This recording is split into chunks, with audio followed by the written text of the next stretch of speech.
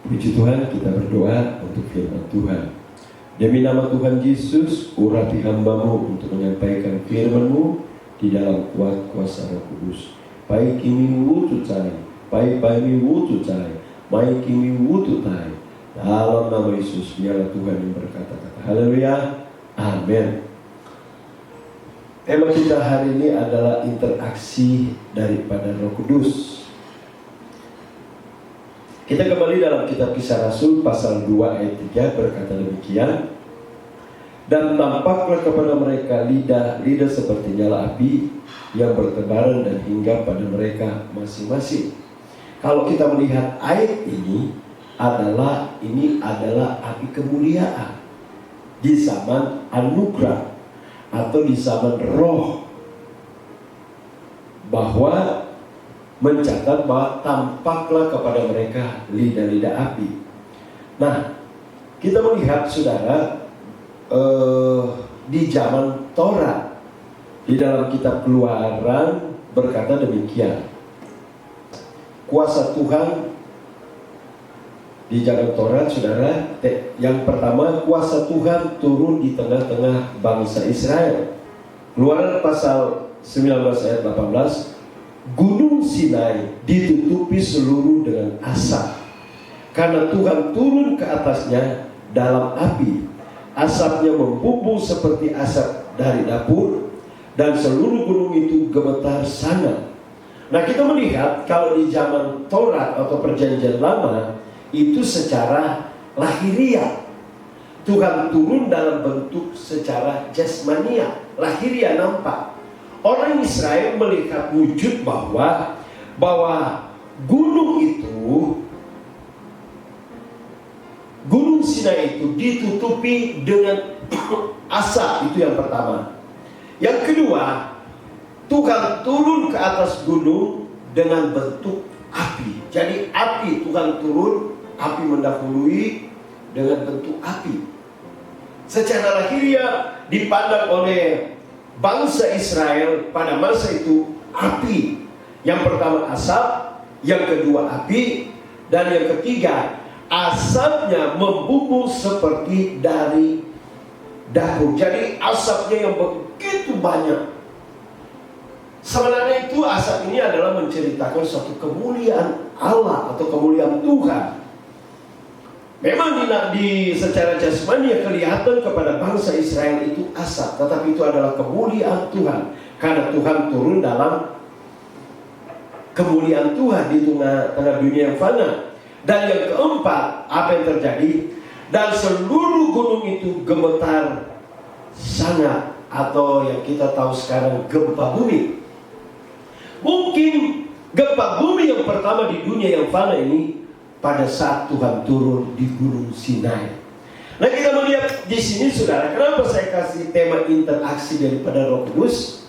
Nah, di zaman Perjanjian Lama kita sudah lihat ada 4 hal jasmania yang nampak kepada dunia. Bahwa yang pertama, kita sudah lihat gunung itu ditutupi asap. Yang kedua, Tuhan turun ke atasnya dalam api. Dan yang kita asap membumbung seperti dari dapur. Dan keempat, gunung itu gemetar atau yang disebut gempa bumi. Nah, puji Tuhan, saudara, kalau di zaman anugerah ini, orang dipenuhi Roh Kudus, seringkali ada interaksi. Ada interaksinya.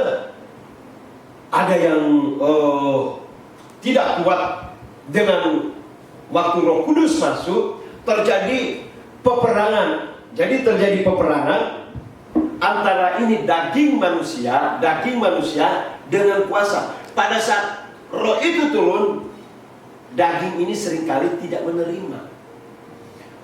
Berontak, ada kegerakan, ada getaran. Apa terlebih, orang itu ada opo-opo atau yang dikenal berhala pernah megang. Lebih parah, bukan hanya gemetaran, tetapi orang itu bisa terguling-guling. Oleh karena apa? Kuasa gelap, dagingnya itu berperang dengan kuasa Roh Kudus. Sehingga itu Roh Kudus ingin membebaskan manusia dari belenggu kuasa gelap atau opo-opo. Tetapi kalau dia tidak pernah memegang suatu berhala atau opo-opo, cara Tuhan masuk dalam hidup manusia di dalam zaman anugerah, interaksi, ada yang lembut, memang ada yang keras. Ada yang lebih keras. Kerasnya yang terguling-guling. Kenapa? Pegang berhala. Dan berkali-kali di tempat ini ada jemaat yang dipenuhi Roh Kudus, ya demikian, terguling-guling, bahkan terbanting-banting. Kenapa? Dia pernah memegang suatu berhala atau ada yang dipegang, dan begitu sulitnya dilepaskan dia dari ikatan kuasa gelap. Tapi puji Tuhan, setelah dia terlepas dari kuasa gelap, jadi Roh Kudus udah normal seperti biasa, indah. Ada yang kalau dia tidak pernah menyentuh apa-apapun, Roh Kudus masuk, lembut, tidak ada gerakan, getaran. Nah itulah di zaman anugerah. Nah kalau kita melihat secara jasmaninya, kita lihat Tuhan saja turun dari sorga ke gunung yang besar. Gunung yang besar aja itu gemetar. Apa terlebih kita manusia, manusia yang fana, manusia yang berdosa. Gemetarnya luar biasa kalau Tuhan turun. Kalau Roh Kudus juga turun dalam hidup kita, kita sudah dipenuhi Roh Kudus. Seringkali tangan ini gemetar pada saat menumpang tangan umat atau berdoa angkat tangan. Kalau Roh Kudus itu Tuhan izinkan gemetar tangan hamba Tuhan, terjadi getaran. Nah puji Tuhan. Tetapi kita melihat di sini saudara, bahwa betapa dahsyatnya Tuhan di tengah-tengah dunia yang fana pada masa itu. Kita melihat tentang api, karena tadi dikatakan ada lidah-lidah api. Nah kita melihat tadi bahwa Tuhan turun dalam bentuk api di atas Gunung Sinai. Nah Ulangan pasalnya yang ke-4, kita Ulangan pasal 4 ayat 24 berkata demikian. Ulangan pasal 4 ayat 24. Sebab Tuhan Allahmu adalah api yang menghanguskan, Allah yang cemburu. Nah, kita melihat ini Musa yang menulis bahwa Tuhan yang kita sembah adalah Tuhan yang api. Kenapa? Musa telah masuk dalam pengalaman di dalam kuasa Tuhan. Musa naik di Gunung Sinai. Gunung itu dipenuhi dengan api. Secara kasat mata oleh bangsa Israel, api menyala. Tetapi luar biasa, Musa waktu dia naik ke gunung yang diliputi dengan api, dia tidak terbakar. Karena apa dia tidak terbakar? Karena seizin Tuhan, Musa naik dalam api kemuliaan. Kalau kita lihat sebenarnya ini memang secara kasat mata api jasmani, tetapi secara rohani kita bisa melihat ini api kemuliaan. Walaupun dalam perjanjian lama.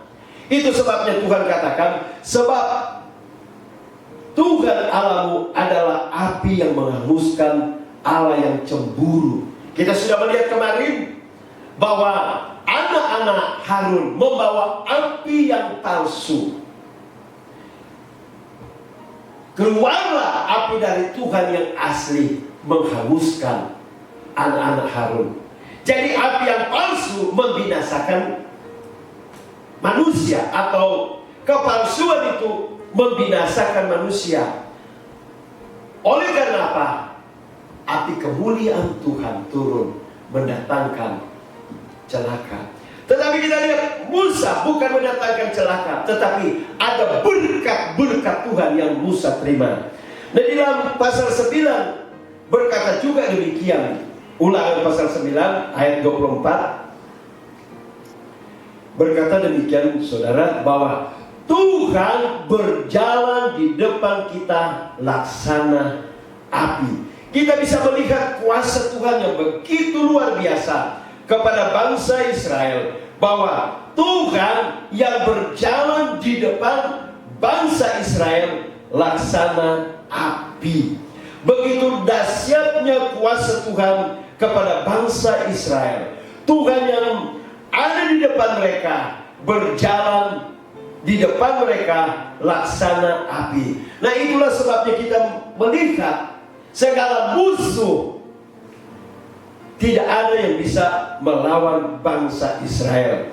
Segala musuh tidak ada yang bisa membinasakan bangsa Israel. Tetapi kuasa Tuhanlah yang menyatakan kemuliaan Tuhan di depan bangsa Israel. Ayatnya yang ketiga, saudara, dikatakan ayat 3, Ulangan pasal 9 ayat 3 berkata demikian. Maka ketahuilah pada hari ini bahwa Tuhan Allahmu, dialah yang berjalan di depanmu laksana api yang menghanguskan. Dia yang akan memunahkan mereka, dan dia akan mendudukkan mereka di depanmu. Demikian engkau akan menghalau dan membinasakan mereka dengan segera, seperti yang dijanjikan kepadamu oleh Tuhan. Kita melihat api di depan, Tuhan sendiri yang ada di depan bangsa Israel. Musuh-musuh itu dihalaukan, musuh-musuh itu dibinasakan oleh Tuhan, kalau Tuhan beserta dengan kita. Nah, kita melihat 40 tahun perjalanan bangsa Israel, Tuhan ada di depan kita. Umur kita berapa? Tidak mungkin lama lagi kita akan dipanggil Tuhan. Kita lihat bangsa Israel 40 tahun, generasi pertama hanya 2 orang yang masuk tanah Kanaan. Yang lain pada meninggal dan yang diangkat oleh Tuhan ke sorga. Binasa. Itu sebabnya mari kita undang kuasa Tuhan. Kita perlu api Roh Kudus. Kita perlu kemuliaan Tuhan supaya kita menikmati berkat-berkat Tuhan. Nah, ini juga di dalam kitab Ibrani mengatakan, Paulus menulis tentang kuasa Tuhan. Ibrani pasalnya yang ke-12 ayat 29. Ibrani pasal 12 ayat 29. Sebab Allah kita adalah api yang menghanguskan. Nah, kita melihat Paulus merasakan bahwa Tuhan yang kita sembah adalah api yang menghanguskan. Saya ingin bersaksi sedikit, saudara. Di tempat ini sebelum gedung ini direnovasi, ada jiwa baru datang. Sebulan kemudian mereka setia. Apa yang terjadi? Ada interaksi dari roh. Nah, seorang ibu histeris ibadah pada waktu itu. Minggu ke bulan kedua, sebulan kemudian masuk ke 2 bulan, dia merasakan ada interaksi Roh Kudus. Pada minggu pertama, roh sedang bekerja. Pada minggu kedua, dia datang ibadah lagi. Interaksi Roh Kudus semakin nyata dalam hidupnya. Apa yang terjadi? Seorang ibu berteriak-teriak, ampuni saya, ampuni saya. Itu adalah api neraka. Dia menunjuk di depan mimbar begini, bahwa api neraka di depan mimbar. Ya, histeris. Nah, sedangkan jemaat umat Tuhan dalam posisi berdoa, ibadah yang dilawat oleh Tuhan, Roh Kudus sedang kerja dengan luar biasa. Saya seorang gembala melihat di mana Tuhan sedang kerja. Seketika saya undang istri saya dan saya katakan, ajak ibu ini naik ke lantai 2. Coba tanya apa persoalannya. Ibu itu bersaksi, saya lihat api neraka, Bu. Nah, karena seorang ibu ini sedang berbuat dosa, dia melihat api itu adalah api neraka, api hukuman karena perbuatan dosa. Setelah dia mengaku dosa, mengatakan semuanya kepada istri saya, bahwa yaitulah perbuatan kenajisan. Itu Tuhan singkap semuanya perbuatan yang tidak benar. Jadi seorang ibu ini rupanya yaitulah senang dengan adik suaminya, mereka berbuat dosa. Tuhan singkapkan dengan luar biasa. ibu ini bermain dosa dengan adik suaminya. Suaminya pun tidak tahu. Puji Tuhan, setelah dia ngomong sama istri saya doakan di lantai 2, dia turun. Roh Tuhan sedang kerja juga yang luar biasa.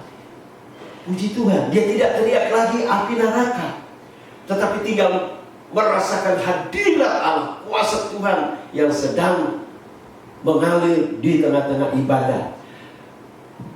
Itulah penglihatan manusia berdosa di mimbar itu api neraka. Tetapi setelah dia mengaku dosa, dia merasakan hadirat Tuhan, kuasa Tuhan, api kemuliaan Allah ada di tengah-tengah ibadah. Itu sebabnya Paulus katakan bahwa Tuhan yang kita sembah adalah Tuhan atau api yang menghanguskan, Allah yang menghanguskan.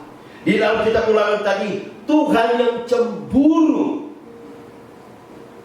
Puji Tuhan, itulah interaksi Roh Kudus di dalam kehidupan kita sebagai anak-anak Tuhan. Kita bersyukur kepada Tuhan. Kalau kita dipenuhi Roh Kudus, maka keluarlah di dalam posisi kita saat ini, di zaman anugerah, keluarlah api kemuliaan di mulut kita, menguduskan kita, menyucikan kita, membangun semangat. Api kemuliaan ini membuat ada spirit dalam hidup kita, tambah semangat berdoa, tambah semangat kita melayani Tuhan. Kita bersyukur kepada Tuhan betapa hebatnya kuasa Tuhan di tengah-tengah gereja Tuhan, betapa hebatnya kemuliaan Tuhan di tengah-tengah pelayanan atau di tengah-tengah kita bergumul kepada Tuhan. Nah, puji Tuhan, kita melihat dari satu ayat bahwa di dalam kitab Keluaran pasal 13 ayat yang ke-21 berkata demikian. Tuhan berjalan di depan mereka pada siang hari dalam tiang awan untuk menuntun mereka di jalan, dan pada waktu malam dalam tiang api untuk menerangi mereka, sehingga mereka dapat berjalan siang dan malam. Kita melihat api Tuhan di tengah-tengah bangsa Israel sepanjang malam. Memang kelihatan oleh bangsa Israel itu api jasmani, api Tuhan.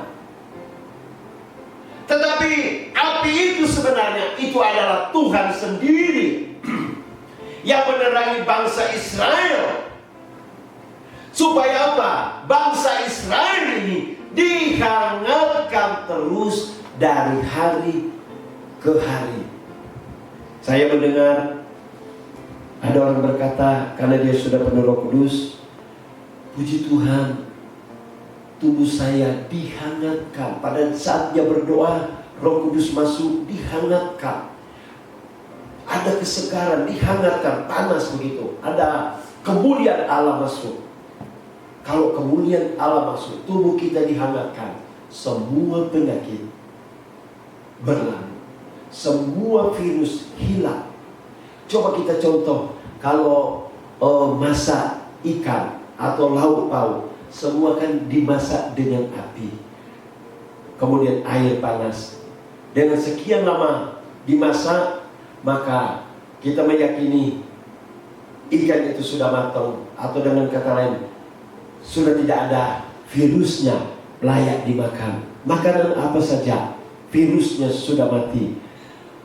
Begitu juga kita, kalau Roh Kudus itu masuk dalam hidup kita, kemudian kita merasakan satu kehangatan, maka semua virus yang ada dalam hidup kita, penyakit apapun, Tuhan sudah lalukan. Kita melihat bangsa Israel 40 tahun api Tuhan menyala kepada mereka pada waktu malam. Mereka dihangatkan oleh kuasa Tuhan. Betapa ajaibnya Tuhan mengasihi mereka. Betapa luar biasanya kuasa Tuhan di tengah-tengah bangsa Israel. Bahkan pun di tengah-tengah kehidupan kita sebagai anak-anak Tuhan. Puji Tuhan, kita bersyukur kepada Tuhan. Tuhan yang kita sembah adalah Tuhan yang ajaib. Sebagai ayat yang terakhir, saudara, di dalam Kisah Rasul pasal 16, kita sedang berbicara tentang interaksi Roh Kudus. Kisah Rasul pasal 16 ayat 25, kita melihat interaksi Roh Kudus, orang yang dipenuhi Roh Kudus. Tetapi kira-kira tengah malam, Paulus dan Silas berdoa dan menyanyikan puji-pujian kepada Allah, dan orang-orang hukuman lain mendengarkan mereka. Ayat 26, akan tetapi terjadilah gempa bumi yang hebat, sehingga sendi-sendi penjara itu goyah, dan seketika itu juga terbukalah semua pintu dan terlepaslah belenggu mereka semua. Kita melihat bahwa interaksi daripada Roh Kudus kepada orang yang penuh Roh Kudus ada kuasa. Ada kuasa. Nah, kita melihat secara jasmania Tuhan buktikan apa yang terjadi di perjanjian lama di zaman Musa. Waktu Tuhan turun di gunung, terjadi gempa bumi. Dalam Kisah Rasul ini, waktu Paulus dan Silas berdoa di tengah malam, terjadi gempa bumi yang dahsyat. Secara lahiriah orang bisa melihat Tuhan itu ada. Kenapa Tuhan itu ada? Karena Paulus dan Silas memuji-muji nama Tuhan. Orang-orang di penjara mendengar Paulus dan Silas memuji Tuhan. Pada saat mereka memuji Tuhan, terjadilah gempa bumi yang hebat. Di penjara itu, gempa bumi lokal. Kita melihat bahwa pintu-pintu terbuka. Bahkan pun belenggu mereka sudah dilepaskan oleh kuasa Tuhan. Puji Tuhan, itulah interaksi Roh Kudus kepada orang yang dipenuhi Roh Kudus. Lidah-lidah api. Jadi pada saat kita memuji Tuhan, ada kuasa, ada api Roh Kudus keluar, membebaskan kita dari segala belenggu kuasa kegelapan. Puji Tuhan, kita bersyukur kepada Tuhan. Kita tidak sia-sia dipenuhi Roh Kudus. Mari, kalau kita lihat ada dua contoh di zaman perjanjian lama, interaksinya terjadi gempa bumi. Kemudian ada api dari surga turun mendahului Tuhan turun di gunung. Kemudian kita lihat dalam perjanjian baru di zaman anugerah, Paulus berdoa. Jadi penuh Roh Kudus, ada api Roh Kudus keluar di mulutnya. Pada saat dia memuji Tuhan, terjadilah gempa bumi lokal yang hebat. Dan puji Tuhan kita lihat ada jiwa yang bertobat. Kepala penjara itu dan seisi keluarga diselamatkan oleh apa? Kuasa Roh Kudus. Dan nama Tuhan dipermuliakan. Saya mendengar kesaksian di satu negara, di lantai yang ke-30, ruangan paling atas, ada satu ibadah rutin. Pada saat mereka ibadah, urapan Allah turun dengan dahsyat. Terjadi gempa bumi lokal. Gedung gereja itu goyang. Sedangkan umat Tuhan yang ada di lantai 30 tidak tahu bahwa gedung itu goyang, terjadi gempa bumi. Orang yang di bawah itu dari lantai 1 sampai lantai ke-29 ketakutan luar biasa. Karena apa? Gedungnya goyang. Tetapi orang yang percaya di lantai 30 sedang berdoa, memuji Tuhan, menyembah Allah di dalam roh, berdoa di dalam roh, berbicara di dalam roh, berkata-kata dalam roh. Tidak ada rasa takut di lantai 30. Tidak ada rasa ketakutan. Saya teringat tahun kemarin ada gempa bumi. Waktu itu kami ada di satu gedung di Jakarta Pusat. Kami ada di lantai 4. Gempa bumi cukup kuat. Nah, jemaat ada di gereja sedang berdoa. Mereka dipenuhi Roh Kudus. Orang teriak gempa bumi, gempa bumi. Anak-anak saya ada di lantai 3. Dari lantai 3 mereka turun, anak-anak saya teriak gempa bumi. Tetapi jemaat yang ada di lantai dasar tidak bergerak sama sekali. Mereka berdua sedang dipenuhi oleh Roh Kudus. Tidak ada satupun yang bergerak. Setelah amin, anak-anak saya cerita, gempa bumi tante. Hah? Gempa bumi? Tidak ada yang mereka rasa takut dan tidak merasakan gempa bumi. Karena apa? Mereka sedang ada interaksi daripada Roh Kudus. Jadi kalau Roh Kudus turun, ketakutan itu lenyap di dalam hati dan pikiran kita. Puji Tuhan, kita akan berdoa buat firman Allah. Dan kita berdoa supaya kita dipenuhi Roh Kudus. Mungkin Bapak Ibu rindu dipenuhi dengan Roh Kudus. Mari, carilah Tuhan dengan sungguh-sungguh. Carilah Tuhan dengan penuh kerendahan hati, sehingga saudara dipenuhi dengan Roh Kudus. Mari kita berdoa. Kalau saudara sedang sakit, saudara sedang lemah, taruhlah di mana yang sakit. Saudara yang rindu dipenuhi Roh Kudus, taruhlah di dada. Engkau yang sedang putus asa, taruhlah di dada. Angkatlah tanganmu. Mai kimi wajai Paula mai. Mai kimi wajai Saisa mai. Poe mi wututai. Hongsa ikai mi wututai. Mai mi wututai. Pai mi woma mai. Hongsu zhe zao zhe zua bosa. Mai kimi wututai. Terima kasih Tuhan, Engkau sudah jamah mereka yang sakit, sedang putus asa, bermacam-macam masalah, mereka yang rindu dipenuhi Roh Kudus. Tuhan jamah, Tuhan nyatakan kuasa-Mu. Berkati anak-anak-Mu di rumah, sidang jemaat, orang-orang percaya, berkati dimanapun mereka berada.